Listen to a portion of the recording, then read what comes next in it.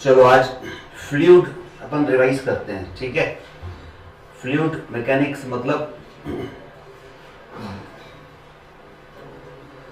द्रव स्थैतिकी, हिंदी में कहते हैं द्रव स्थैतिकी, ठीक है। फ्लूइड मैकेनिक्स, तो फ्लूइड मैकेनिक्स के आज अपन जितने कॉन्सेप्ट हो सकते हैं उनको रिवाइज करते हैं, ठीक है। कुछ एक क्वेश्चन अपन सॉल्व करते हैं, उसके बाद इंग्लिश में तो पूरा हो चुका था। फ्लूइड भी मैंने 3 क्लास तो भेजी दी थी, उन्हीं को रिवाइज कर रहे हैं अपन। और शाम को एक सरफेस टेंशन की क्लास हिंदी मीडियम के लिए भेजूंगा, ठीक है। तो उसके बाद अब करीब 45 क्वेश्चन जो फ्लूइड मैकेनिक्स और सरफेस टेंशन के हैं वो कल टेस्ट होगा, उसमें आएंगे। तो आपको टेस्ट जरूर देना है, ठीक है। उनका डिस्कशन यानी मैंने जानबूझ के बहुत अच्छे अच्छे क्वेश्चंस उसमें डाले हैं टेस्ट में, जो मुझे इसमें रिवाइज कराने थे तो मैंने टेस्ट में डाल दिए। तो आज अपन कॉन्सेप्ट पढ़ेंगे, थ्योरी पढ़ेंगे, ठीक है, फॉर्मूले पढ़ेंगे फ्लूइड मैकेनिक्स के, और सरफेस टेंशन की हिंदी की क्लास आज शाम को भेजी जाएगी आपको। तो इस तरीके से फिर जो नंबर ऑफ क्वेश्चंस है 45, वो कल करेंगे आप टेस्ट के फॉर्म में। पहले खुद से करके देखेंगे, ठीक है। टेस्ट का मतलब ये खुद से करना, फिर उस पूरे पेपर को 45 के 45 क्वेश्चंस को, और जो लॉज ऑफ मोशन के जो आपको सीट दी गई थी पिछले टर्म पर, उसमें कुछ बन गए होंगे, कुछ नहीं बने होंगे, ठीक है। तो उनको भी अपन परसों, आप चूंकि कल टेस्ट है तो आप टेस्ट की तैयारी करो पहले, फिर परसों मंडे को हम वो 45 क्वेश्चन डिस्कस करेंगे, क्योंकि 45 के 45 की जरूरत नहीं पड़ेगी डिस्कस करने की, क्योंकि आप उसमें से कुछ तो खुद से भी कर लोगे। तो जो आप पूछोगे, ठीक है, उन क्वेश्चन को अपन डिस्कस करेंगे मंडे को, और ये जो लॉज ऑफ मोशन के क्वेश्चन है वो भी डिस्कस करेंगे। तो परसों मंडे की जो क्लास होगी केवल क्वेश्चन की होगी। चलो तो स्टार्ट करते हैं। फ्लूइड मैकेनिक्स, फ्लूइड होता क्या है? फ्लूइड, या इसको अपन द्रव कहते हैं, तरल कहते हैं हिंदी में।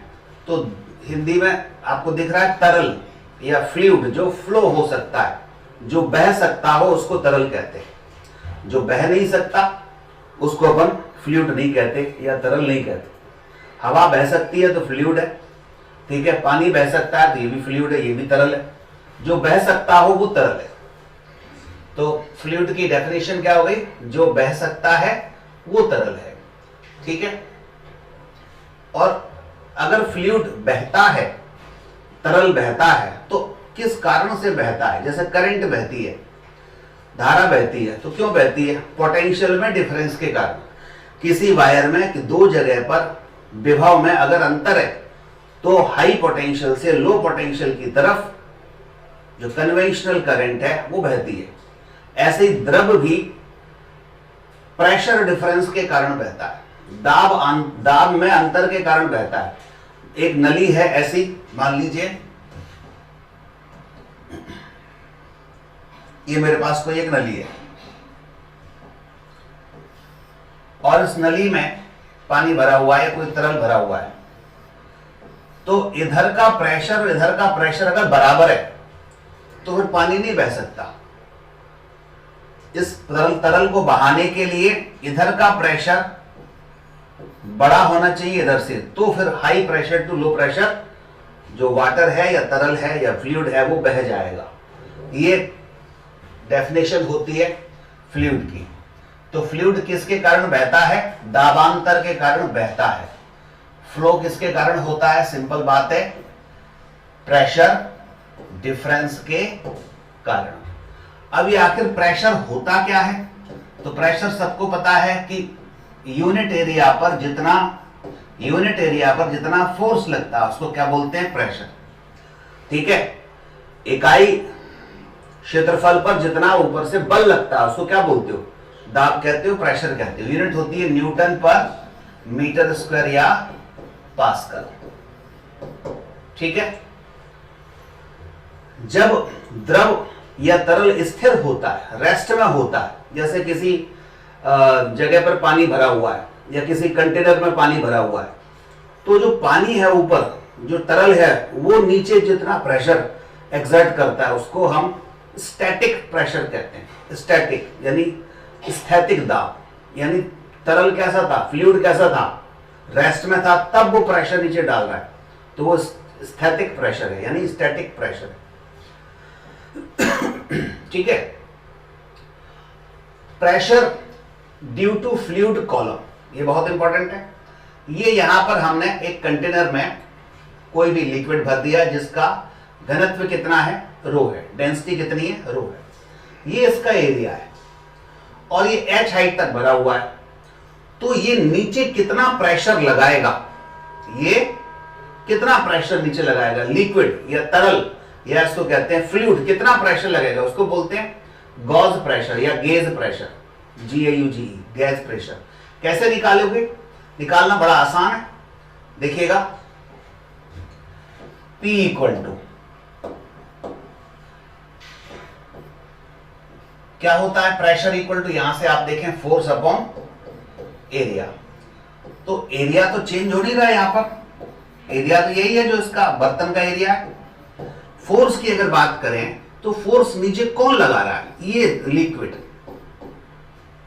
लिक्विड का जो वेट है वो फोर्स लगा रहा है। तो वेट कितना होगा, mg, बोलो m कितना होगा, इसका मास चाहिए, द्रव्यमान चाहिए इसका लिक्विड का, क्या होगा, वॉल्यूम इंटू डेंसिटी। इतने पार्ट का वॉल्यूम बता दो क्या होता है, एरिया इंटू हाइट, क्षेत्रफल गुणा ऊंचाई, वॉल्यूम हो गया, into g divide by a।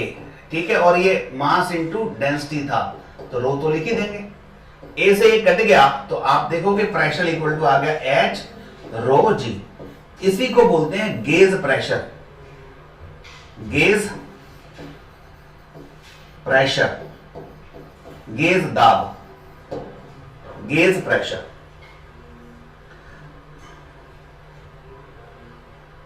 ठीक है।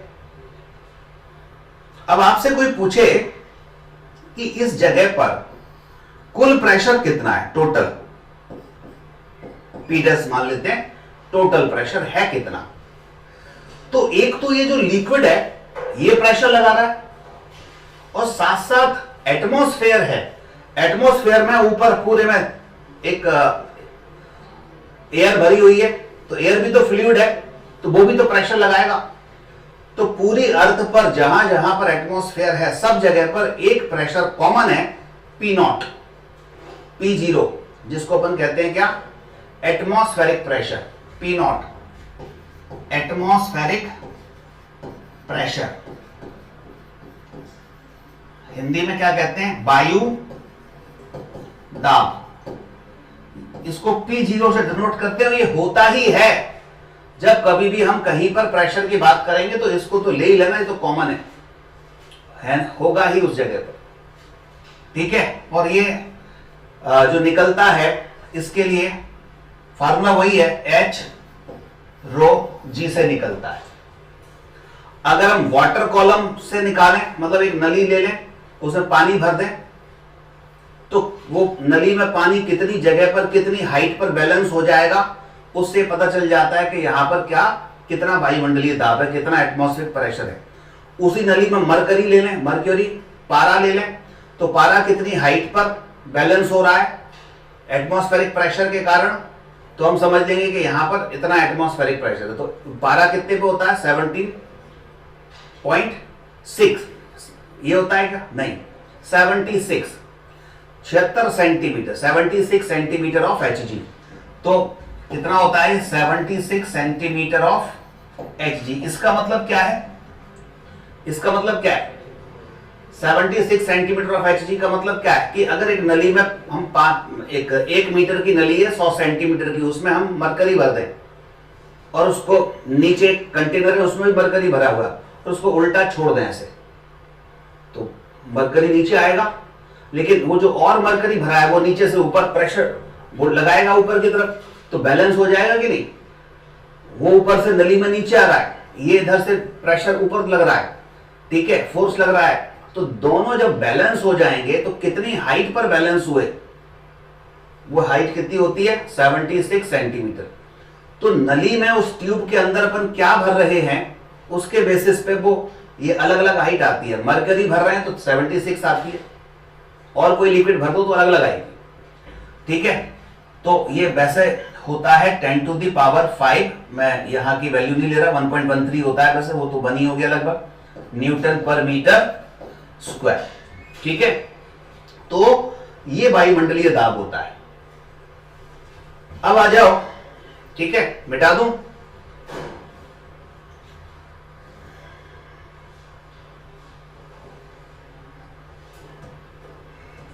तो प्रेशर इक्वल टू क्या हुआ, वेट ऑफ द लिक्विड, अपन निकाला हमने, तो यहां पर आपने देखा एच रो जी निकला था। ठीक है, और लीक टोटल प्रेशर एक तो P0, यहां पे कौन कौन सा होगा, एक तो वायुमंडलीय दाब होगा और कौन सा होगा, गैस प्रेशर भी होगा, तो दोनों को जोड़ देंगे, वायुमंडलीय दाब P0 और गैस प्रेशर कितना एच रो जी। ठीक है, तो टोटल प्रेशर आपके पास ये आ गया P0 प्लस गैस प्रेशर। और अगर गैस प्रेशर की दूसरी डेफिनेशन देखें तो गैस प्रेशर इक्वल टू क्या होगा, total pressure minus atmospheric pressure. यानी यहां पर दो प्रेशर होते हैं, एक तो इस लिक्विड का और एटमॉस्फेयर का, दोनों को जोड़ोगे तो टोटल प्रेशर आएगा, और लिक्विड का जो प्रेशर है, तरल का जो दाब है, उसको गैस प्रेशर कहते हैं, और गैस प्रेशर टोटल प्रेशर में से एटमॉस्फेरिक प्रेशर हटा दो तो वो होता है गैस प्रेशर। तो अकेला लिक्विड का ही प्रेशर तो हुआ, ये तरल का, ये फ्लूइड का ही प्रेशर क्या होता है, गैस प्रेशर होता है। ठीक है,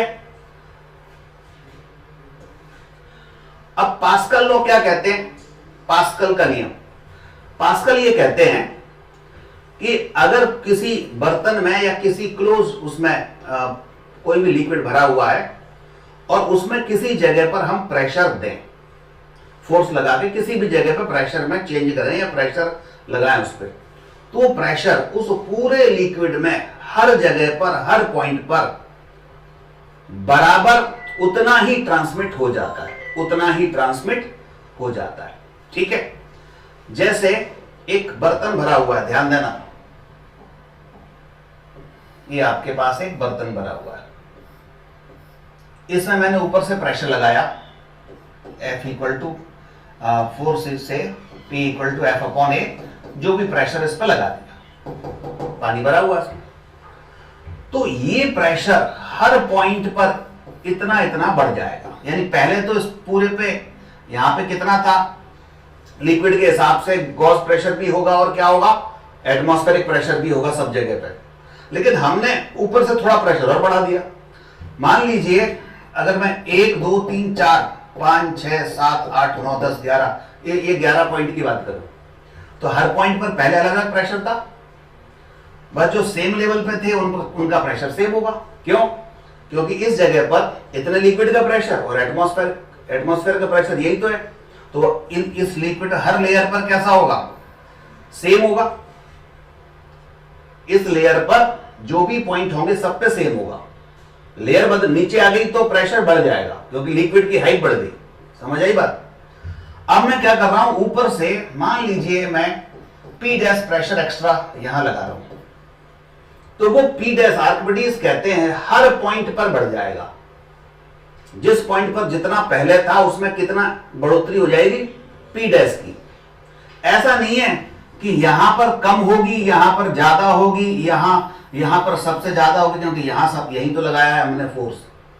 आर्किमिडीज कहते हैं पूरे लिक्विड में हर पॉइंट पर उतना ही इंक्रीमेंट होगा जितना आपने ऊपर प्रेशर लगाया है।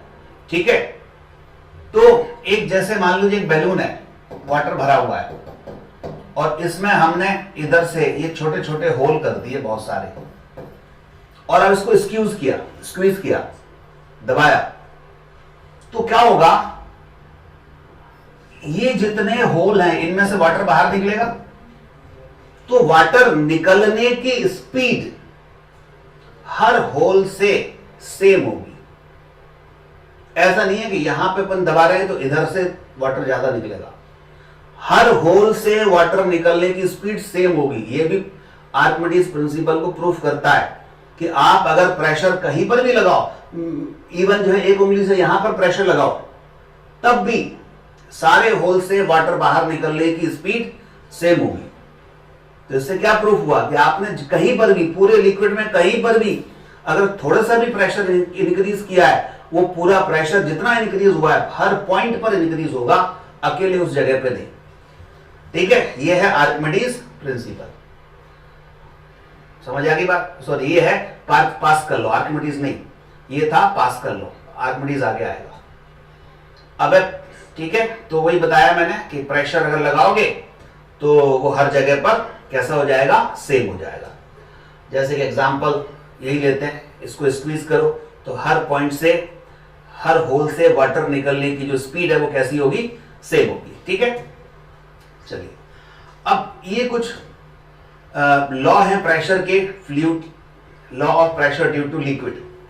जैसे यहां ये तीन आप वेसल देख रहे हैं, नलियां देख रहे हैं, तीनों नलियों में सेम हाइट तक हमने क्या भरा हुआ है, पानी भर के रखा हुआ है, सेम हाइट तक कोई लिक्विड भर के रखा हुआ है। ठीक है, इसमें मैं कुछ पॉइंट पर विचार करता हूं, ये ए पॉइंट, ये वाला ए पॉइंट, ये वाला पॉइंट, ये तीनों पॉइंट नीचे से ऊपर सेम हाइट पर है।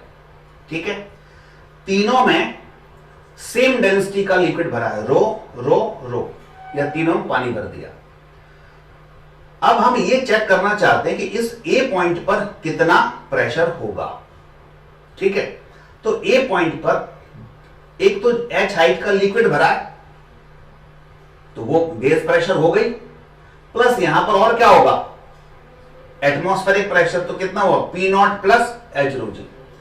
अब ये भले ही टेढ़ी कर दो आप इसको, इससे कोई फर्क नहीं पड़ने वाला, हाइट अगर उतनी है, वर्टिकल हाइट उतनी है, तो प्रेशर भी ए पॉइंट पर उतना ही होगा, पी नॉट प्लस एच रो जी। ऐसे यहां पर ए पॉइंट पर टेढ़ी मेढ़ी भी नली ले लो, कोई दिक्कत नहीं है, उसमें पानी की मात्रा भले ही ज्यादा हो जाएगी, लेकिन हाइट तो उतनी है ना एच, तो प्रेशर तो हाइट पे डिपेंड करता है, ऐसे टेढ़े मेढ़े इस पे डिपेंड नहीं करता। ठीक है, तो पी ए बराबर क्या होगा, अभी भी पी नॉट प्लस एच रो जी। तो यहां से क्या बात समझ में आई कि अगर लेवल सेम है, अगर कैसा है, लेवल सेम है, लिक्विड भी सेम है, तो इसका आकार आकृति कैसी भी हो नली की, हर पॉइंट पर, उस लेवल के हर पॉइंट पर प्रेशर सेम होगा। समझ आई बात? ठीक है, मिटा दूं?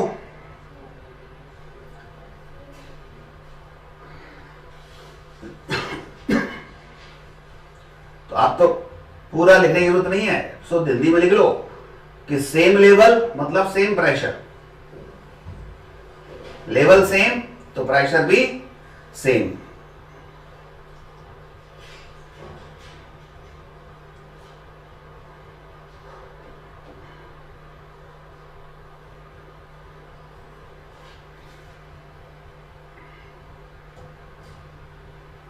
अब जैसे इसमें बताओ, ध्यान से देखना, ये मैंने दो नलियां ली हैं, एक सीधा सीधा बर्तन है, उसमें कोई लिक्विड भरा हुआ है, एक यू ट्यूब टाइप की है।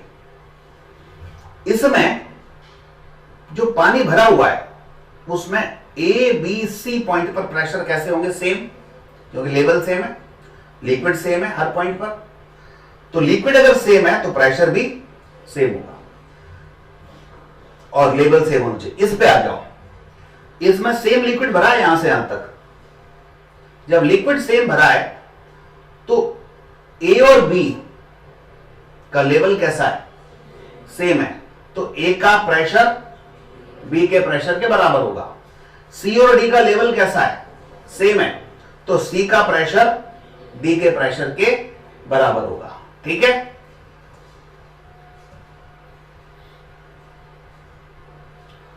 अब इसको देखें,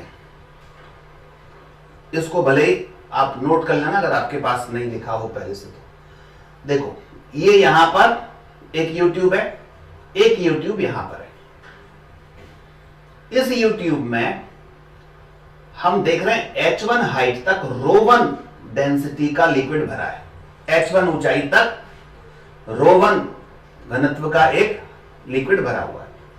इधर से यहां तक, इस पॉइंट से इस पॉइंट तक एक और घनत्व का, एक और डेंसिटी का लिक्विड भरा है ρ2।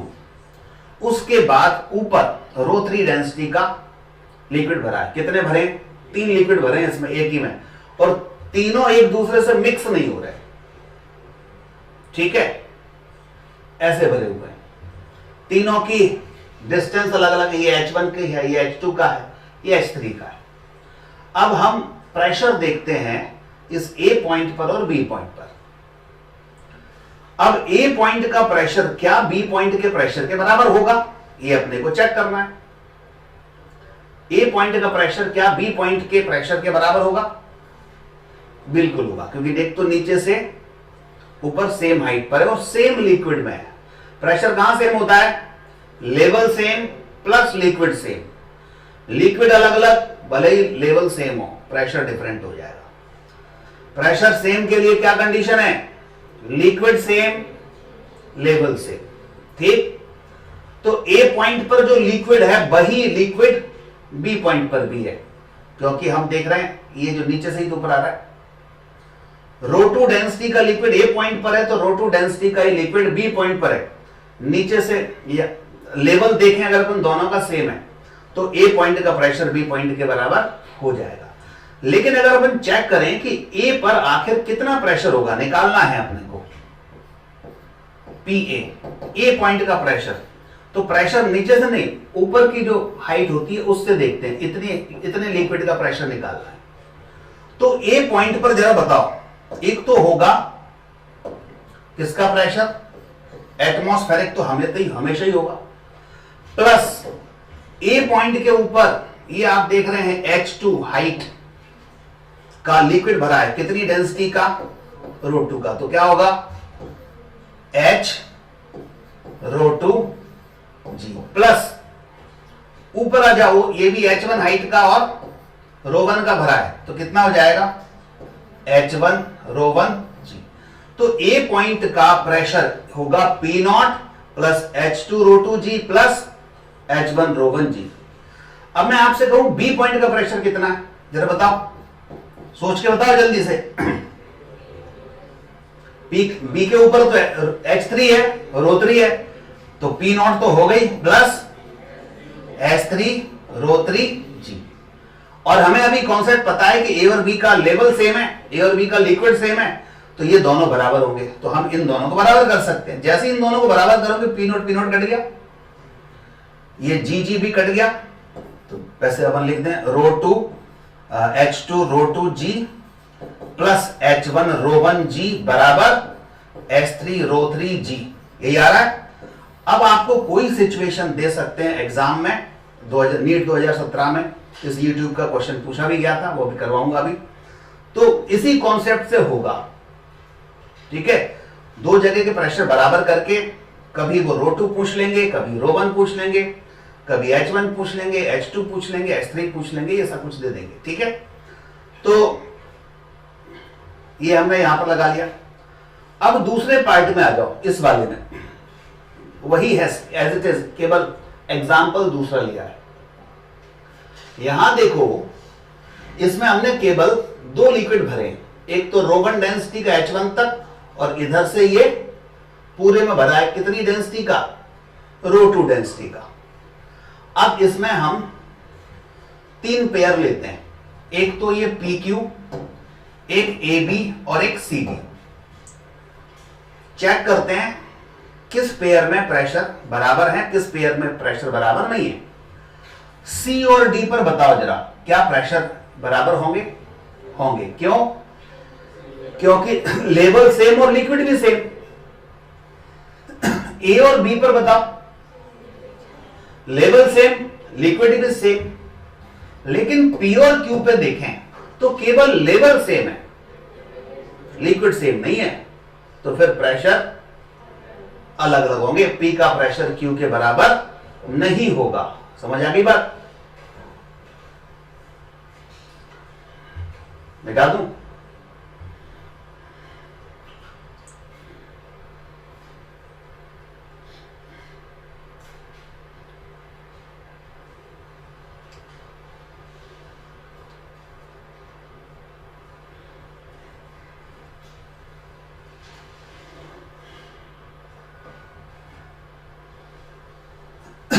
देखो अगला, आर्किमिडीज प्रिंसिपल। आर्किमिडीज क्या कहते हैं? पास्कल थे या आर्किमिडीज। आर्किमिडीज कहते हैं कि एक बर्तन में पानी भरा है, ये वाले में, और इधर से एक होल कर दिया या नली लगा दी जिससे कि अगर इसको दबाएं तो ये पानी इधर से बाहर निकले और इसमें किसी दूसरे बाउल में आ जाए। ये एक ब्लॉक है और ये यहां पर तौलने वाली मशीन है जो कि ये बंधी हुई है। हवा में या निर्वात में, वैक्यूम में हमने इसको तौला, इसको वेट किया, इसका वेट किया तो कुछ वेट आया। अब वो कहते हैं इसको इस लिक्विड में डुबो दो, तो वेट थोड़ा कम हो गया, कम, इस मशीन ने कम वेट पड़ा। तो वो कम क्यों हो गया इसके बारे में आर्किमिडीज बताते हैं। तो आर्किमिडीज क्या बताते हैं कि जैसे ही हम इसको किसी लिक्विड में डुबोएंगे तो ये जो लिक्विड है वो इस ब्लॉक पर ऊपर की दिशा में एक फोर्स लगाएगा जिसको उछाल बल हिंदी में कहते हैं, अपथ्रस्ट फोर्स इंग्लिश में कहते हैं, थ्रस्ट ऊपर की तरफ कहते हैं। तो उछालेगा ऊपर। कोई भी लिक्विड में जब हम डूबते हैं या डुबोते हैं किसी को तो वो लिक्विड ऊपर एक फोर्स लगाता है, उसको बायंसी फोर्स कहते हैं, बायंसी, उछाल बल। तो आर्किमिडीज ने यह बताया कि आखिर वो कितना फोर्स लगेगा, कितना ऊपर की तरफ बायंसी लगेगी।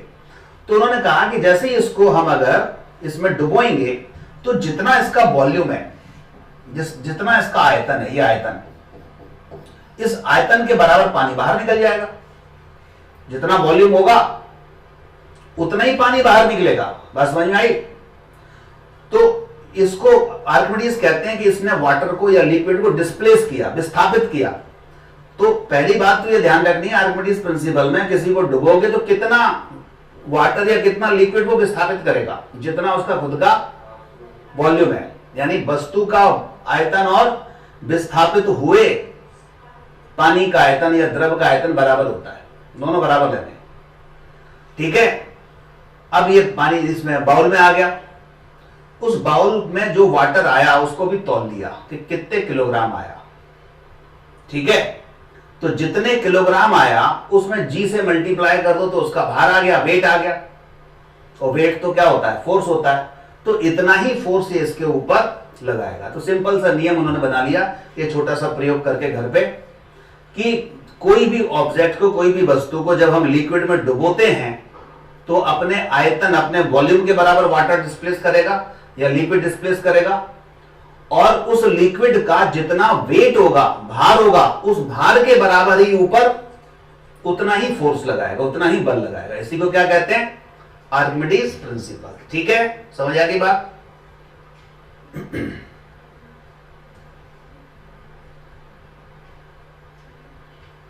ठीक है। जैसे डुबोया तो देखो जितना आयतन इसका 3 लीटर था तो 3 लीटर ही निकला पानी, इधर 3 लीटर वाटर निकलेगा।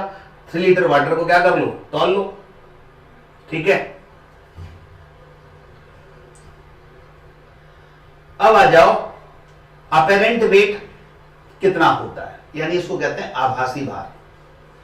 जब हमने पानी में डुबो दिया, उसको लिक्विड में डुबो दिया, तो लिक्विड ने ऊपर फोर्स लगाया, उसका जब ऊपर फोर्स लगाया तो देखो यहां ध्यान से, जो लिक्विड में अपन ने डुबोया था, ये ब्लॉक डुबोया था मान लो किसमें, लिक्विड में। तो लिक्विड ने क्या किया था, इस ब्लॉक का वेट कितना था, W = mg, ये ट्रू वेट है इसका। तो लिक्विड ने ऊपर क्या लगाया, फोर्स लगाया। कितना फोर्स लगाएगा, जितना वो वाटर या लिक्विड डिस्प्लेस करेगा उसके वेट के बराबर। तो ऊपर का क्या होगा, ये अपथ्रस्ट फोर्स हुआ। अगर ये हवा में था तो इसका रियल भार, ट्रू वेट कितना था, mg। अब पानी में डूब गया तो कम हो गया, भार में कमी आ गई, तो इसको क्या बोलेंगे, आभासी भार। आभासी भार क्या होगा, सही भार में से क्या घटा दो, ऊपर की तरफ लगने वाला अपथ्रस्ट माइनस कर दो। तो ट्रू वेट कितना है, mg, इसमें से अपथ्रस्ट माइनस करेंगे। जरा बताओ, मास, इस m को क्या लोगे, वॉल्यूम इंटू डेंसिटी। मान लो इसका वॉल्यूम है v और इसकी खुद की डेंसिटी है रो। ठीक है। पानी की डेंसिटी है मान लो सिग्मा, या वाटर लिक्विड की डेंसिटी है सिग्मा, या सिग्मा ना नहीं मानो तो इसको रो एल मान लो। एल मतलब लिक्विड की डेंसिटी। चलो एम बताओ कितना लिखूं, वॉल्यूम इंटू डेंसिटी, वॉल्यूम क्या वी और ये रो, ठीक है, इंटू जी। अब थ्रस्ट फोर्स आर्किमिडीज से कैसे निकलेगा, बायोसी फोर्स कैसे निकलेगा, वॉल्यूम तो उतना ही चाहिए। डेंसिटी किसकी, जो लिक्विड की कितनी डेंसिटी रो एल इंटू जी। इसमें से V और G, V रो जी कॉमन ले लो, अंदर क्या बचा 1 माइनस रो एल अपॉन रो, यही बचा, ठीक है। एलसीएम ले लो, अच्छा V रो जी को तो फिर से अपन mg कहते हैं, ब्रैकेट एलसीएम ले लो, rho minus rho L upon rho, बस यही आंसर आ गया आभासी भार का, फॉर्मूला बन गया। mg तो लिखेंगे ही, सिंपल सी ट्रिक बता रहा हूं, आभासी भार अपरेंट वेट में रियल वेट तो आएगा ही, mg ब्रैकेट डेंसिटी का डिफरेंस बाई डेंसिटी, बस। अब डेंसिटी के डिफरेंस के लिए बड़े में से छोटा माइनस करना है, छोटे में से बड़ा नहीं, बड़े में से छोटा, क्योंकि नेगेटिव नहीं आता, तो बड़े में से छोटा डिवाइड बाय बड़ा, सिंपल सा। क्योंकि mg कम होना है, कम होने के लिए नीचे बड़ा होना चाहिए, ऊपर डिफरेंस होना चाहिए, बड़े में से छोटा, ठीक है।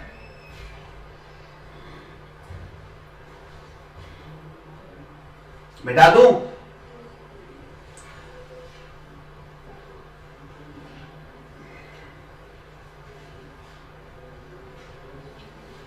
अब एक सवाल है,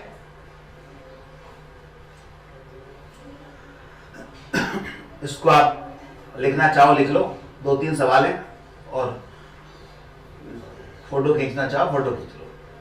the diagram shows U tube with cross sectional area A, ये यूट्यूब दिख रही है आपको, ये यूट्यूब है,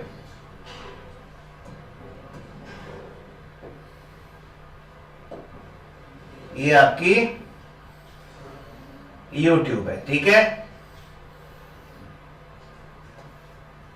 यू आकार की ट्यूब है, ठीक है, ऐसे, जिसका अनुप्रस्थ काट का क्षेत्रफल ये ए है, सब जगह partially filled with oil of density rho, यहां से यहां तक ये पूरा, ये भी खाली स्थान नहीं है, पूरा भरा है, यहां से यहां तक क्या भरा है बोलो, यहां से यहां तक क्या भरा है, ऑयल, जिसकी डेंसिटी कितनी है रो।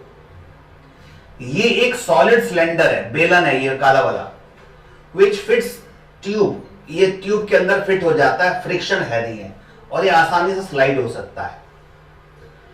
The system is in equilibrium, पूरा निकाय कैसा है, साम्यावस्था में है।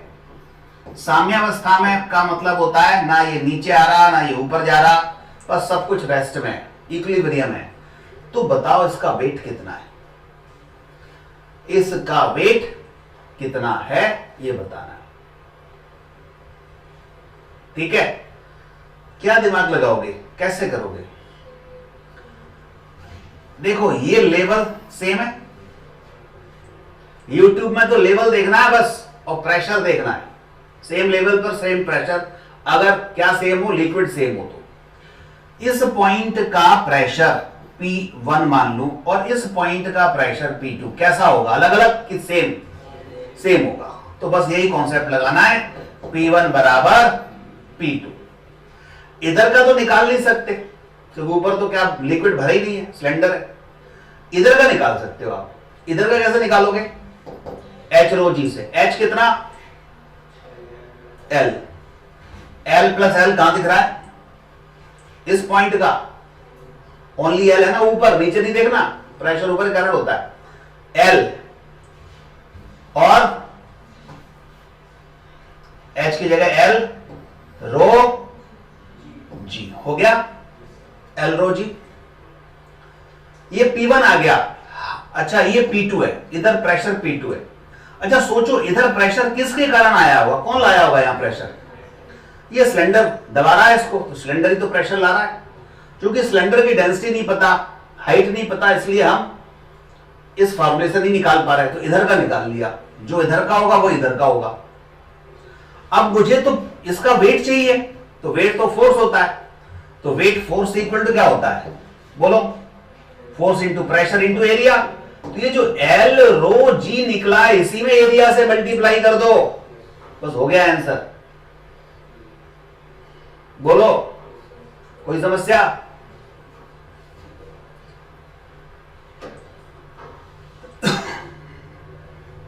मिटाऊं?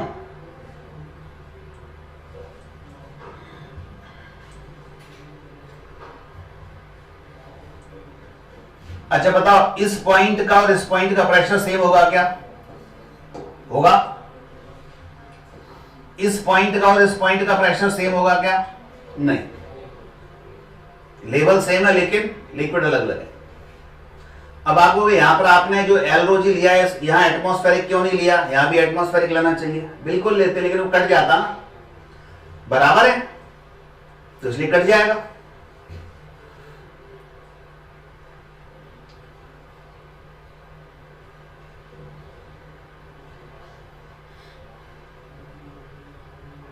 मिटा दूं? तो ये इसके ऑप्शन थे, अब बताओ कौन सा ऑप्शन सही है? फर्स्ट वाला, ठीक है। चलो इस पे आ जाओ, एम्स 2005 का क्वेश्चन है। अ candle of diameter D, small D, एक कैंडल है जिसका डायमीटर कितना है, देखो इधर, small D, is floating on a liquid, ये लिक्विड पर तैर रही है, इन ए सिलेंड्रिकल कंटेनर, बेलनाकार कंटेनर है जिसका डायमीटर कैपिटल डी है ये, और कैपिटल डी बहुत बहुत बड़ा है स्मॉल डी से, यानी बर्तन बहुत बड़ा है और कैंडल छोटी है, ये जल रही है ऊपर। और इस चित्र को बहुत ध्यान से देखें तो जितनी ये नीचे डूबी है उतनी ऊपर है, बोलो, तो कंडीशन यही रहे, हमेशा रहेगी, आधी नीचे रहेगी आधी ऊपर रहेगी। ये जलते जलते जलते छोटी होती जाए कि बड़ी होती जाए, छोटी होती जाए, तब भी यही कंडीशन रहेगी, आधी नीचे और आधी ऊपर, बोलो, यही रहेगी ना। जलेगी तो ये ऊपर से भी कम होगी, साथ साथ नीचे से भी कम होगी। ऐसा नहीं है कि नीचे उतनी डूबी है और ऊपर से पूरी जल जाए, ऐसा होगा क्या? ये कैंडल है, ये पानी के ऊपर इतनी निकल रही है क्योंकि बैलेंस हो रहा है सब कुछ, अगर ये जलती चली जाए तो ऐसा तो होगा नीचे की तो कुछ फर्क नहीं पड़ा, ऊपर की जल गई, यहां तक जलेगी ऊपर की, लेकिन जैसे ही जलेगी तो उसका पूरी की जो साइज है वो कम होगा ना, पूरी का साइज कम होगा तो वेट कम होगा, वेट कम होगा तो ये ऊपर आएगी, तो जितना नीचे से ऊपर आएगी इतनी ऊपर से नीचे आ रही है। मतलब अगर ऊपर से 1 सेंटीमीटर की कमी हो रही है तो नीचे से भी 1 सेंटीमीटर की कमी होगी। अगर मैं आपसे कहूं कि पूरी कैंडल में 2 सेंटीमीटर की कमी हो रही है, तो इसका मतलब आप क्या निकालोगे कि 1 सेंटीमीटर ऊपर से कम हो रही है, 1 सेंटीमीटर नीचे से कम हो रही है, यानी ऊपर वाला सिरा 1 सेंटीमीटर नीचे जा रहा है, नीचे वाला सिरा 1 सेंटीमीटर ऊपर जा रहा है। तो यही कहा है, if it is burning at the rate of 2 centimetre per hour, अगर ये 2 सेंटीमीटर 1 घंटे में जलती है, 2 सेंटीमीटर कितने घंटे में, 1 घंटे में जलती है, तो इसका जो टॉप है, then top of the candle will, तो टॉप ऑफ द कैंडल किस दर से नीचे आ रहा है या क्या, ये ऑप्शन है पहला, remain same at the same height, उतनी हाइट पे ही रहेगा, fall at the rate of 1 centimetre per hour, fall at the rate of 2 centimetre per hour, go up at the rate of 1 centimetre per hour. बताओ, second answer सही है, क्योंकि ये 2 centimetre per hour से जल रही है, यानी 1 घंटे में इसकी जो हाइट है वो 2 सेंटीमीटर, पूरी कैंडल की हाइट है या लेंथ है वो 2 सेंटीमीटर की कमी होती है, तो 1 सेंटीमीटर ऊपर से कम होगी और 1 सेंटीमीटर नीचे से कम होगी ऊपर की तरफ। तो अगर वो कहे नीचे वाला सिरा की स्पीड क्या है, वो है 1 सेंटीमीटर पर आवर ऊपर की तरफ, ऊपर वाले की क्या है 1 सेंटीमीटर पर आवर नीचे की तरफ, हो गया खत्म। समझ आई बात? तो आंसर हो जाएगा ये। कॉन्सेप्चुअल क्वेश्चन आते हैं, ठीक है। अब आ जाओ इस पे, कितनी बार पूछा गया, देखो बहुत इंपॉर्टेंट क्वेश्चन है। When a large bubble rises from the bottom of lake to the surface its radius double. इस लाइन का अर्थ क्या है? बोलो हिंदी वाले समझाओ क्या अर्थ है। When a large bubble rises from bottom of lake to the surface, its radius doubles. जब एक बड़ा सा बुलबुला किसी झील के नीचे बॉटम से ऊपर तक पृष्ठ तक आता है तो उसकी जो त्रिज्या है, रेडियस है, वो दुगनी हो जाती है। तो पहले तो खुद से सोचो कि क्या वास्तव में रेडियस बढ़ेगी ऊपर आने पर या कम होगी, और बढ़ेगी तो क्यों बढ़ेगी, और अगर कम होगी तो क्यों कम होगी। नीचे प्रेशर ज्यादा होगा, पानी का भी प्रेशर होगा ना, एटमॉस्फेरिक तो है ही, तो ज्यादा प्रेशर से वो सिकुड़ा हुआ होगा, छोटा साइज होगा। जैसे ही ऊपर गया तो प्रेशर कम होता गया, और सरफेस पे तो केवल एटमॉस्फेरिक ही रह गया, बेस प्रेशर तो खत्म ही हो गया। तो वहां पर फिर क्या होगा, जैसे ही प्रेशर कम होगा तो फैलेगा। प्रेशर और वॉल्यूम में इनवर्सली प्रोपोर्शनल का रिलेशन होता है। क्या होता है? इनवर्सली प्रोपोर्शनल का रिलेशन होता है। प्रेशर अगर कम होता जा रहा है तो वॉल्यूम बढ़ता जाएगा, ठीक है। नीचे प्रेशर ज्यादा होगा तो वॉल्यूम कम होगा उसका, तो इसलिए उसका वॉल्यूम बढ़ रहा है ऊपर आने पे, और ऊपर आने पे जब वॉल्यूम बढ़ रहा है तो क्या हो रहा है, उसकी रेडियस भी बढ़ रही है, और रेडियस क्वेश्चन में बोल दिया कि डबल हो गई है। चलो पहले लाइन का तो इतना ही मतलब है। If atmospheric pressure is equal to that of column of water of height, वो कह रहा है एटमॉस्फेरिक प्रेशर जो होता है वो आप जैसे h रो जी लेते हो, उसकी जगह पर हमें क्या लेना है, h किसकी हाइट है, पानी के कॉलम की हाइट है। और जब पानी के कॉलम की हाइट है तो h, तो डेंसिटी पानी की क्या लेंगे, 1000। समझ आई बात?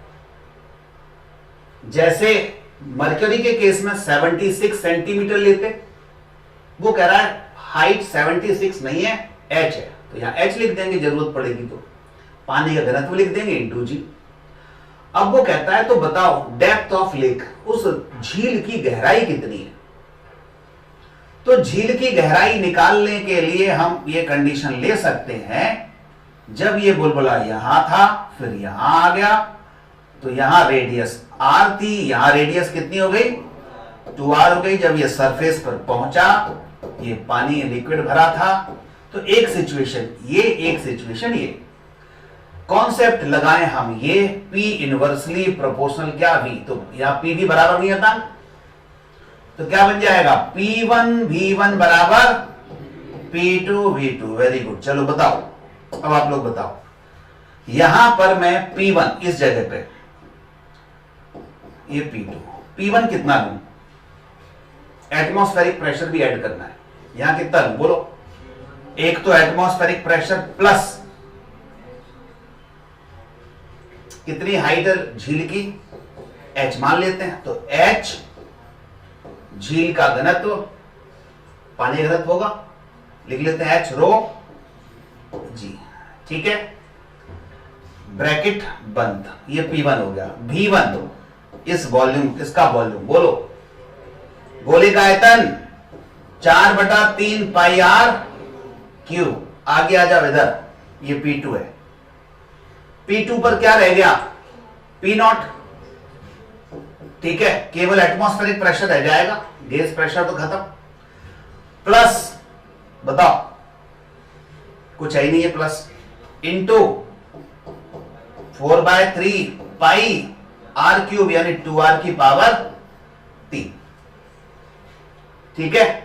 चलो इधर कहानी देखें, 4/3 पाई से 4/3 पाई कट गया, और बोलो P0 h रो जी ब्रैकेट में r की पावर 3, P0 गुणा 2 की पावर 3 8, r की पावर 3, r की पावर 3 से r की पावर 3 भी कट गया।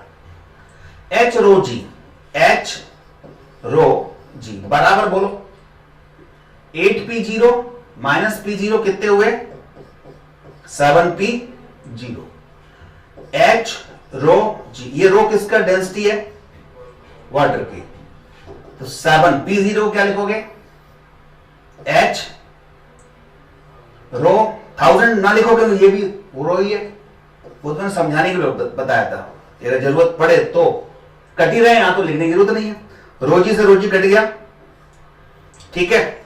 और यहां पर जो h है, चूंकि यहां पर अपन इसकी गहराई अपन देखना चाहते हैं तो इसको चाहो तो h डैश मान लो, क्योंकि h तो उसने खुद दी है, h क्या दी है, कौन सी दी है, वो एटमॉस्फेरिक प्रेशर के लिए नली की लंबाई दी है, जैसे ट्यूब की जो लंबाई होती है वो h दी है, तो अपन झील की गहराई h डैश मान लें, तो h डैश बराबर क्या आया 7h, बस यही आंसर है, खत्म।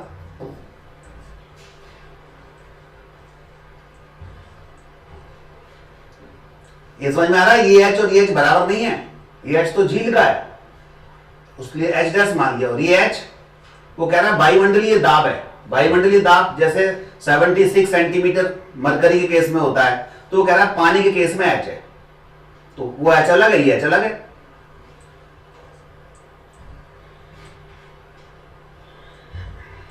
ठीक है,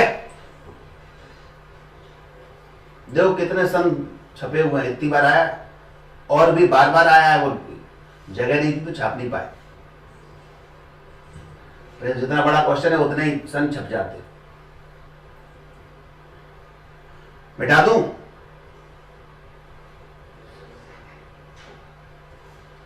अब आ जाओ नीट 2017 का, देखने में खतरनाक क्वेश्चन, आधे बच्चे तो देख के ही घबरा गए, उसको जो है छोड़ ही आए थे, हाँ, जबकि अभी मैंने बताया वैसे ही है। चलो आ जाओ करते हैं,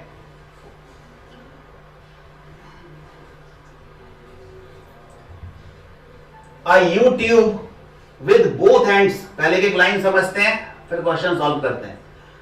A U tube with both ends open to the atmosphere, दोनों सिरे किधर है, ऊपर खुले हुए हैं, तो यहां पर और यहां पर क्या रहेगा, एटमॉस्फेरिक प्रेशर रहेगा, हर जगह पर रहता है वो, तो एक एक लाइन पढ़ो चित्र में, चित्र से उसको कोरिलेट करते जाओ, समझते जाओ चित्र में क्या कहानी बताई जा रही है। Is partially filled with water, यानी आंशिक रूप से पानी से भरा है, देखो किधर पानी से भरा है, जोड़ो चित्र में, ये यहां से आता पानी भरा हुआ है, ठीक है, कहां से कहां तक, इधर से इधर तक, जोड़ लो चित्र में। Partially filled with water, oil, oil भी भरा हुआ है, which is immiscible with water, oil यहां तक भरा हुआ है, और ऑयल और वाटर मिल नहीं रहे, ये भी कहा है उसने, और ये जो ऑयल है इसमें तब तक डाला गया जब तक कि ये पानी इधर से, ये इनिशियल लेवल पे था, देखो ये क्या लिखा है इधर, इनिशियल लेवल ऑफ वाटर, इसका मतलब क्या रहा होगा, जब ऑयल नहीं मिलाया गया होगा तो इधर तक पानी रहा होगा और इसमें इधर तक रहा होगा, बोलो पानी यहां तक रहा होगा, यही तो इनिशियल लेवल है। लेकिन जैसे ही पानी में ऑयल डाला तो ऑयल ज्यादा डेंसिटी का होता है, तो ये नीचे उसको दबाएगा, दबाया तो इधर का जो पानी है वो कितना सेंटीमीटर ऊपर चला गया, क्वेश्चन में यहां छपा हुआ चित्र में कितना चला गया, फाइनल लेवल 65 मिलीमीटर ऊपर चला गया, तो इधर कितना आया होगा नीचे, वो भी 65 ही आया होगा। अगर ये 65 ऊपर गया है तो ये नीचे 65 आया होगा, ये फाइनल लेवल है, क्वेश्चन में दिया है, और ये 65 मिलीमीटर ऊपर गया है, तो ये ऊपर से इधर वाले में 65 मिलीमीटर क्या कहां आया होगा, नीचे आया होगा, ये हमने खुद से सोचा, चित्र में भी बनाया, लिखा है उसने कि mean while the water rises 65 millimetre from the original level, इधर से 65 मिलीमीटर ऊपर चढ़ गया। अब एक लाइन और लिखी है कि इस फाइनल लेवल से और जो ऑयल जहां तक भरा गया है उसका डिफरेंस कितना है, 10 मिलीमीटर, मतलब हमने इसमें ऑयल तब तक भरा जब तक कि इसके लेवल और इस पानी के लेवल में कितना डिफरेंस नहीं हो जाए, 10 मिलीमीटर का डिफरेंस नहीं हो जाए। ठीक है, तो बताइए इस ऑयल की डेंसिटी कितनी है। क्वेश्चन समझ में आया? पहले तो बोलो, फिर से देख लो एक बार, क्या बोल रहे हैं।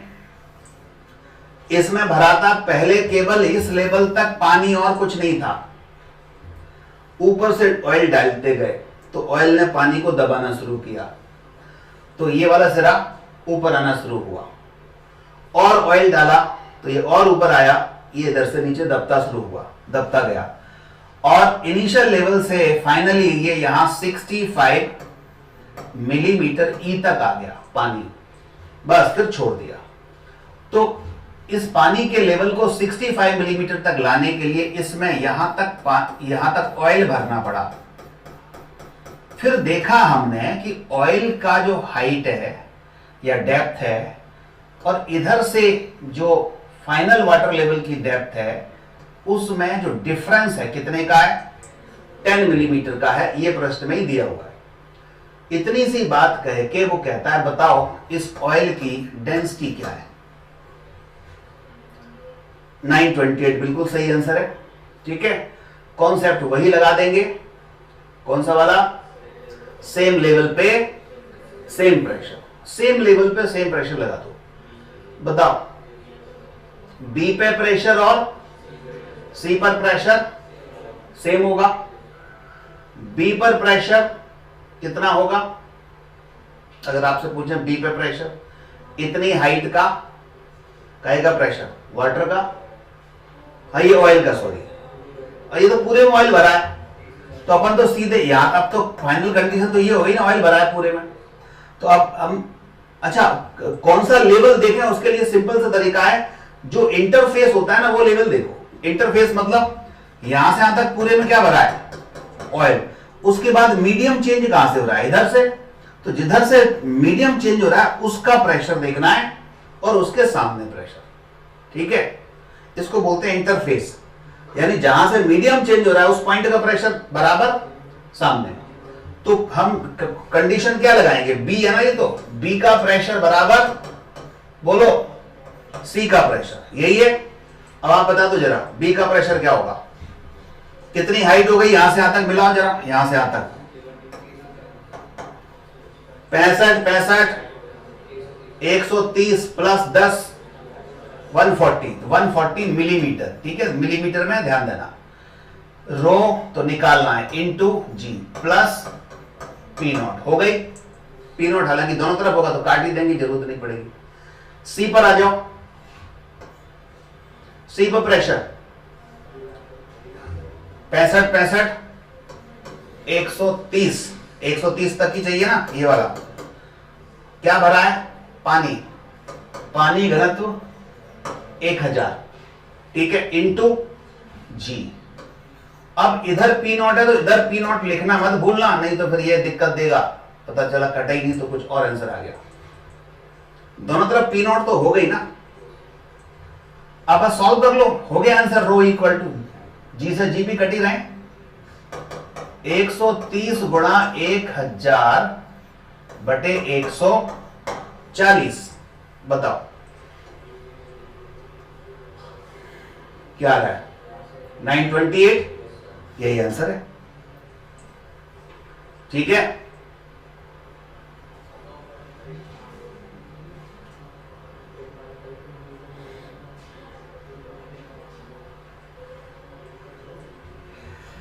मिटा दूं,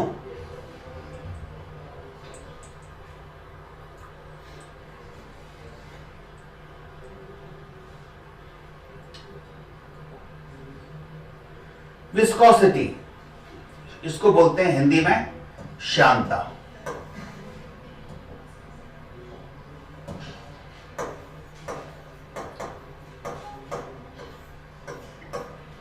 श्यानता का मतलब होता है चिपचिपापन, सीधे सीधे याद रखो, चिपचिपा। कोई लिक्विड जितना चिपचिपा होगा उतना ही ज्यादा विस्कस होगा, उतना ही ज्यादा विस्कोसिटी होगी उसकी। तो विस्कोसिटी कोई शुद्ध हिंदी में समझने के लिए मतलब पूछे, सिंपल चिपचिपापन, गाढ़ापन नहीं। चिपचिपा और गाढ़े में अंतर है, तभी तो हिंदी बताइए। ऐसा समझो कि एक मान लो किसी द्रव के किसी कंटेनर में पिघला हुआ लोहा रखा, पिघला हुआ आयरन, वो भी लिक्विड फॉर्म में होगा। बगल में उतने ही कंटेनर में एक शहद भरी हुई है, ठीक है, दोनों को लुढ़का दो, कौन फास्ट जाएगा, शहद या जो पिघला हुआ लोहा? पिघला हुआ लोहा जाएगा। पिघला हुआ लोहा ज्यादा गाढ़ा है, ज्यादा गाढ़ा मतलब उसका घनत्व ज्यादा है। शहद का घनत्व उससे कम है, लोहे से बहुत कम है, लेकिन शहद में चिपचिपापन ज्यादा है और उसमें चिपचिपापन कम है। तो जो शहद है वो ज्यादा विस्कस है, ज्यादा श्यानता है उसकी, और पिघले हुए लोहे की श्यानता कम है। अब ये श्यानता डिसाइड कैसे होती है? एक्चुअली जब द्रव बहता है ना तो लेयर बाई लेयर बहता है, एक लेयर के ऊपर दूसरी लेयर बहती है लिक्विड की। तो जिन लिक्विड्स में दो लेयर के बीच में जो फ्रिक्शन है वो अगर ज्यादा लगेगा तो वो उतना ही ज्यादा विस्कस होगा, श्यान होगा। तो जो शहद है जब वो बहती है तो उसकी जो लेयर बहती है, लेयर बाई लेयर, तो दो लेयर के बीच में फ्रिक्शन सबसे ज्यादा लगता है, उसको लिक्विड फ्रिक्शन कहते हैं। और लिक्विड फ्रिक्शन के क्या कहते हैं? विस्कोसिटी कहते हैं, विस्कस फोर्स कहते हैं। और लोहे, पिघले हुए लोहे में दो लेयर के बीच में फ्रिक्शन कम लगता है, ठीक है, समझ में आ गई? अब विस्कस फोर्स क्या होता है अभी बताया, जैसे ये मैंने बताया लेयर बाई लेयर, एक लेयर, दूसरी लेयर, तीसरी लेयर, चौथी लेयर। तो दो लेयर के बीच में रिलेटिव मोशन होता है जब वो बहती है, तो द्रव बहता है तो, यानी ऊपर वाली लेयर फास्ट चलेगी, नीचे वाली लेयर थोड़ी कम स्पीड से चलेगी, तो उनके बीच में रिलेटिव मोशन हुआ, सापेक्ष गति हुई। और सापेक्ष गति होती है तो फ्रिक्शन लगता है, वो फ्रिक्शन जितना ज्यादा लगेगा उतना ही विस्कोसिटी होगी, ठीक है, इस अपोजिट डायरेक्शन में। एक होता है वेलोसिटी ग्रेडियंट, वेग प्रवणता। वेग प्रवणता का मतलब होता है वेग में परिवर्तन डिस्टेंस के साथ। डिस्टेंस के साथ स्पीड में जो चेंज आ रहा है उसको कहते हैं वेग प्रवणता। तो उसको लिख लेना, वेग प्रवणता, velocity gradient, dv over dx, वेग प्रवणता। प्रवणता का ग्रेडियंट का मतलब ये डिस्टेंस के साथ चेंज होना, तो डीवी ओवर डीएक्स ये होगी वेग प्रवणता। इसकी यूनिट होती है वेलोसिटी ग्रेडियंट की, बताओ इसकी क्या होती है? वेग की क्या होगी? वेलोसिटी क्या होती है? मीटर पर सेकंड, और नीचे डीएक्स क्या है? मीटर, मीटर से मीटर कट गया, क्या बचा? पर सेकंड। तो वेलोसिटी ग्रेडियंट पर सेकंड के बराबर है। पर सेकंड किसके बराबर है? पर सेकंड यानी 1/t, पर सेकंड 1/t हो गया। डायमेंशन क्या हो गया? t-1, जो कि फ्रीक्वेंसी के बराबर, आवृत्ति के बराबर है। तो वेलोसिटी ग्रेडियंट यानी वेग प्रवणता का मात्रक किसके बराबर होता है? आवृत्ति, या डायमेंशन किसके बराबर होती है? फ्रीक्वेंसी के बराबर, ठीक है, ये ध्यान रखना, t-1 होती है। अब एक आता है equation of continuity and Bernoulli theorem. इसको हिंदी में कहते हैं सतत समीकरण, सतत समीकरण।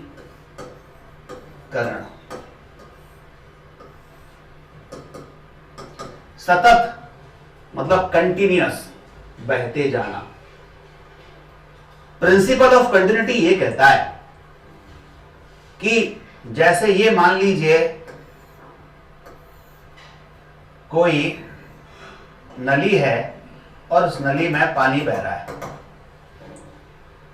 या कोई लिक्विड बह रहा है। इधर से जो पानी बह रहा है उसकी स्पीड v1 है, इधर से जो पानी निकल रहा है उसकी स्पीड v2 है, और डेंसिटी रो है। इधर वाला जो एरिया है, ये एरिया ये थोड़ा चौड़ा है, इसका एरिया a1 है, ये थोड़ा पतला है, थोड़ा पतला a2 है। तो प्रिंसिपल ऑफ कंटिन्यूटी ये कहता है कि जो A1 और V1 है इनमें एक रिलेशन होता है।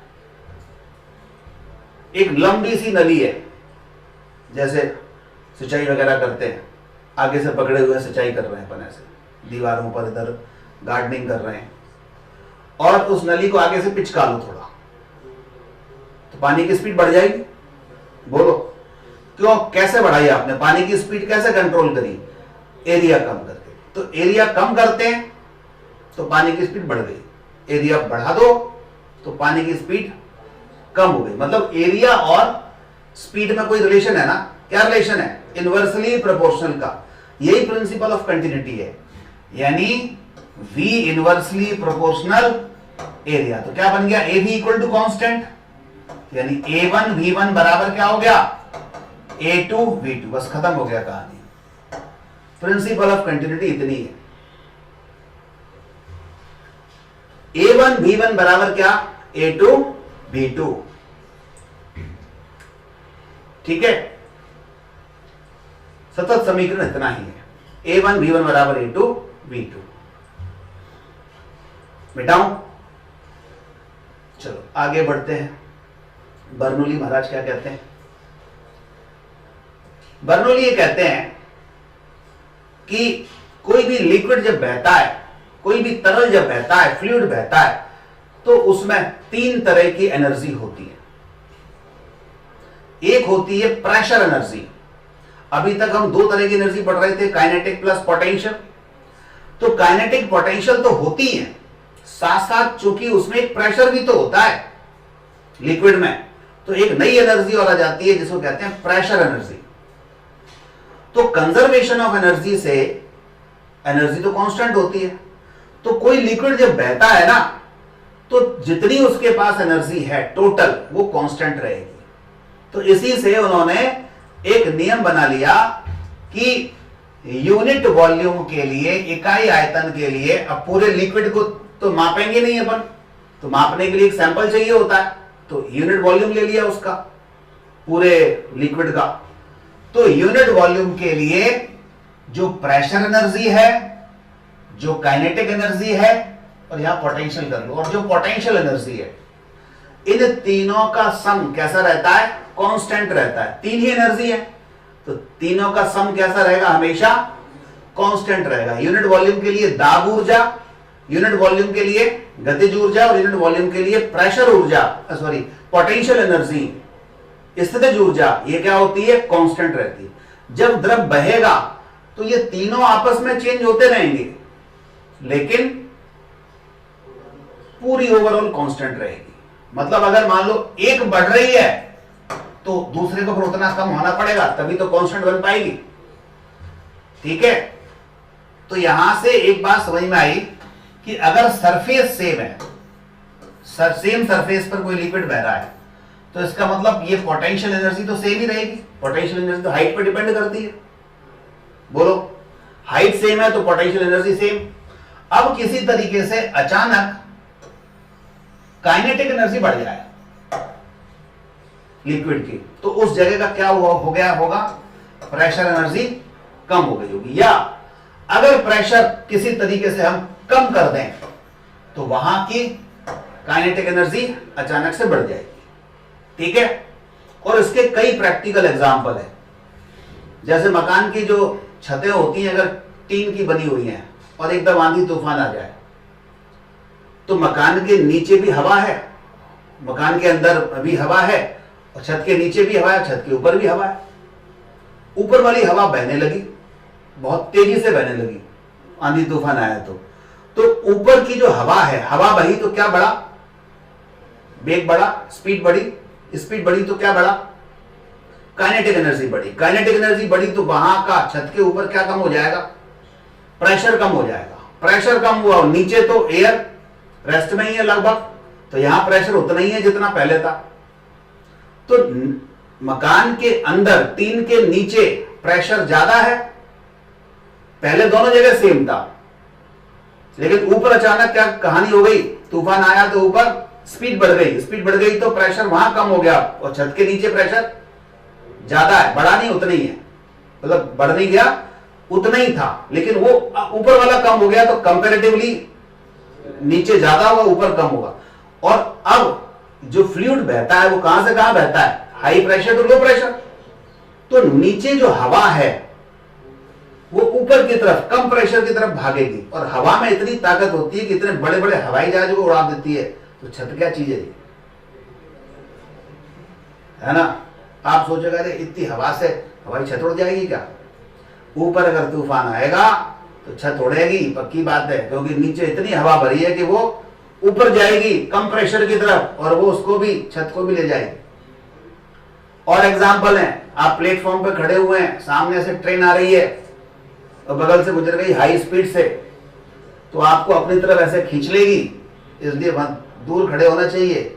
अब आप अगर ट्रेन कैसे खींच लेगी? बर्नौली से। क्योंकि जब आप जहां खड़े थे वहां की एयर और जिस पटरी पे ट्रेन आ रही है वहां की एयर की स्पीड सेम थी, प्रेशर भी सेम था, आराम से खड़े थे। ट्रेन जैसे ही हाई स्पीड में गई तो उसने उधर पटरी वाली जो एयर थी उसकी स्पीड बढ़ा दी, एयर की स्पीड बढ़ा दी, तो वहां प्रेशर अचानक कम हो गया। और आपका इधर जहां खड़े वहां प्रेशर ज्यादा है, तो हवा क्या करेगी? जब छत उड़ा देती है तो आपकी क्या औकात है? तो वो क्या करेगी? वो उसको फिर से उस कम प्रेशर की तरफ ले जाएगी।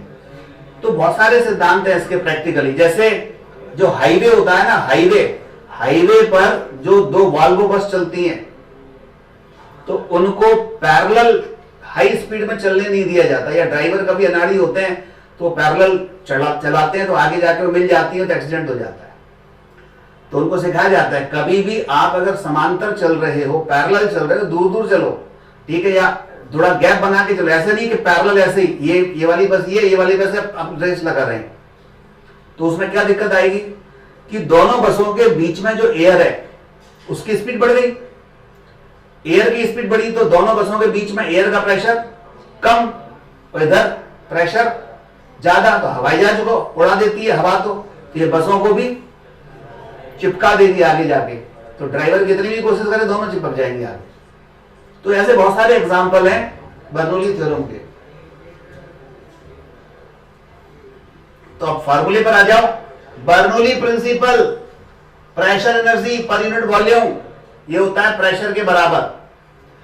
Kinetic energy per unit volume half rho v square होता है। कैसे होता है आप इसको चाहो तो निकाल के देख सकते हो। देखो काइनेटिक एनर्जी क्या होती है, हाफ एम वी स्क्वायर, इसमें वॉल्यूम से डिवाइड कर दो। मास को क्या लिखते हैं, वॉल्यूम इंटू डेंसिटी, तो भी कट गया, हाफ रो वी स्क्वायर आ गया। रो जी एच भी ऐसे आ जाएगा, m g h by v करोगे तो pressure plus half rho v square plus rho g h equal to constant. ये है बर्नौली थ्योरम। अगर मैं इस रो जी से पूरे इक्वेशन में भाग कर दूं, इस रो जी से, तो देखो P by rho g, v square by 2g, यहां क्या बचेगा, अकेला h बराबर कांस्टेंट। तो इनके नाम अलग अलग है बस। इसको बोलते हैं प्रेशर हेड, दाब शीर्ष इसको बोलते हैं वेलोसिटी हेड, वेग शीर्ष, और इसको बोलते हैं ग्रेविटी हेड, ठीक है। और इन तीनों हेड का सम भी कैसा होता है, कांस्टेंट होता है। ये कौन सा हो गया, प्रेशर हेड, दाब शीर्ष, ये वेलोसिटी हेड, वेग शीर्ष, और ये गुरुत्वीय हेड, गुरुत्व शीर्ष। अब आ जाओ, एक टॉरिसिली लॉ होता है। टॉरिसिली ने वेलोसिटी ऑफ इफ्लक्स, द्रव प्रवाह का वेग निकाला, और इसके नाम से मत घबराना, ये बड़ा अजीब सा नाम है, तो अजीब सा ही सूत्र होगा। फॉर्मूला सिंपल है। फॉर्मूला क्या है, फॉर्मूला ये है कि जैसे ये बर्तन है, पानी भर दिया, ठीक है, ऊपर से h गहराई पर एक होल कर दिया इसमें, तो इसमें से पानी बाहर निकलेगा। बोलो, तो उसकी जो स्पीड है वो कितनी होगी, उसी को बोलते हैं द्रव प्रवाह का वेग या वेलोसिटी ऑफ इफ्लक्स, और यही टॉरिसिली ने बताया। तो ये वही होता है कि जैसे एक h ऊंचाई से एक पत्थर को खींचो, फेंको या छोड़ो, फेंकने की बजाय छोड़ो, तो नीचे जो है कितनी वेग से टकराता है, √2gh से टकराता है ना, बस यही फॉर्मूला है, देख लो। v बराबर क्या हुआ, √2gh, यानी ऊपर से जितनी गहराई पर होल करेंगे बस v बराबर लिख देना √2gh, ठीक है। मिटा दूं। अब एक और लॉ है, न्यूटन्स लॉ एंड स्टोक्स के नियम, ठीक है। ये 3 छोटे छोटे फार्मूले और हैं, फिर खत्म हो गया। न्यूटन ये कहते हैं कि जब कभी भी एक लेयर दूसरे लेयर पर फिसलती है लिक्विड की या फ्लूइड की, तो 2 लेयर के बीच में एक फ्रिक्शन लगता है, उसको विस्कस फोर्स कहते हैं, श्यान बल कहते हैं। उस श्यान बल का मान 2 बातों पर निर्भर करता है, एक तो एरिया पर, लेयर का एरिया क्या है, तो डायरेक्टली प्रोपोर्शनल क्या हो गया बोलो, एरिया, और वेलोसिटी ग्रेडियंट पे भी डिपेंड करता है, यानी 2 लेयर के बीच में अगर डिस्टेंस dx है तो उनके बीच में कितना वेग में अंतर है, कितनी वेलोसिटी में डिफरेंस है, तो इन दोनों बातों पे डिपेंड करता है। तो डायरेक्टली प्रोपोर्शनल हटाओगे तो क्या आ जाएगा, ये कांस्टेंट आ गया ईटा, तो F equal to eta A dV/dx, ये क्या बन गया, यही न्यूटन का विस्कस फोर्स है, क्योंकि लिक्विड घर्षण होता है, सिंपल सा लिक्विड फ्रिक्शन मान के चलो। जैसे फ्रिक्शन के फार्मूले सॉलिड फ्रिक्शन में क्या करते थे, सॉलिड बॉडी में फ्रिक्शन लगता था μmg μr, तो ऐसे ही F क्या हो गया, ईटा A dV/dx, ठीक है, लिख लिया फार्मूला। अब आ जाओ, एक होता है स्टोक्स लॉ। स्टोक ये कहते हैं कि अगर हम एक गोला है जिसकी रेडियस r और उसको किसी लिक्विड में या फ्लूइड में छोड़ दे, तो एक तो mg फोर्स नीचे लगता है, ऊपर F अपथ्रस्ट भी लगता है कि नहीं लगता, लेकिन एक तीसरा फोर्स और लगता है जो स्टोक कहते हैं, वो है फ्रिक्शन। यहां फ्रिक्शन एक्चुअली किसके बीच में लगेगा, ये लिक्विड, ये गोले की जो सरफेस है और लिक्विड के बीच में, लिक्विड की लेयर के बीच में जो फ्रिक्शन लगता है वो कौन सा लॉ है, Newton's law, F equal to eta A dV/dx। Solid की सरफेस और सॉलिड की सरफेस के बीच में फ्रिक्शन लगता है, वो फ्रिक्शन में पढ़ा था लॉज ऑफ मोशन में, μr। और गोले की सरफेस और लिक्विड की सरफेस के बीच में भी तो फ्रिक्शन लगेगा, तो वो फ्रिक्शन है कौन सा, स्टोक्स लॉ। बताओ, अगर ये गोला नीचे आ रहा है तो फ्रिक्शन किधर लगेगा, ऊपर, यानी यहां पे एक फ्रिक्शन ये लगता है, v वेलोसिटी ये है, तो ये फ्रिक्शन ऊपर लगेगा, और यही फ्रिक्शन स्टोक्स लॉ से F equal to 6 pi eta RV होता है। ये फॉर्मूला सीधे याद रखना है, डायमेंशन से प्रूफ करते हैं, बस आपको याद रखना है, F equal to 6 pi eta RV। ये वेलोसिटी डिपेंडेंट है, वेलोसिटी पे डिपेंड करता है, और जितनी तेज वेलोसिटी होगी, जितनी तेजी से नीचे गिरेगा, उतना ही ऊपर ये स्टोक्स फोर्स लगेगा। तो 3 फोर्स लग गए, ठीक है। अगर ये गोला ऊपर जा रहा है तो फ्रिक्शन नीचे लगेगा, तो ये इसकी दिशा बदलती रहती है, F अपथ्रस्ट हमेशा ही ऊपर लगेगा, mg हमेशा नीचे लगेगा, लेकिन ये ऊपर भी लग सकता है, नीचे भी लग सकता है, डिपेंड करेगा कि वो गोला ऊपर जा रहा है कि नीचे आ रहा है, ठीक है। ये विस्कस फोर्स होता है, ये वेलोसिटी डिपेंडेंट होता है, देखो वेग पर निर्भर कर रहा है। अब लास्ट एक फॉर्मूला है, इक्वेशन ऑफ टर्मिनल वेलोसिटी। इसमें क्या होता है कि अगर एक ऑब्जेक्ट को किसी ऊपर से लिक्विड में या किसी फ्लूइड में छोड़ रहे हैं, तो छोड़ते समय उसकी स्पीड कितनी थी, इनिशियल 0, छोड़ दिया तो स्पीड बढ़ेगी कि नहीं, क्या लगातार बढ़ती जाएगी और अर्थ पे हाईएस्ट स्पीड से गिरेगा, यही हमने पढ़ा है। वहां पर हमने एयर को निगलेक्ट कर रखा था, समझ आई बात।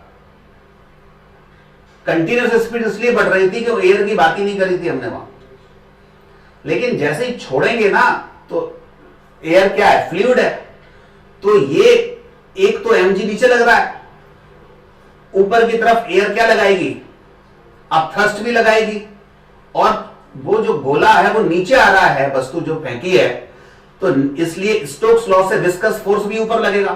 तो 3 फोर्स लगेंगे, कौन से? नीचे mg, ऊपर कौन कौन से?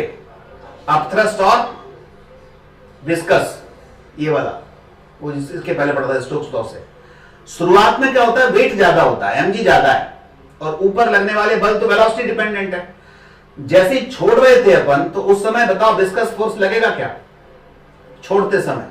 क्योंकि वो तो वेलोसिटी डिपेंडेंट है, वेलोसिटी 0 थी, तो विस्कस फोर्स तो नहीं लगेगा। विस्कस फोर्स धीरे धीरे कब बढ़ेगा?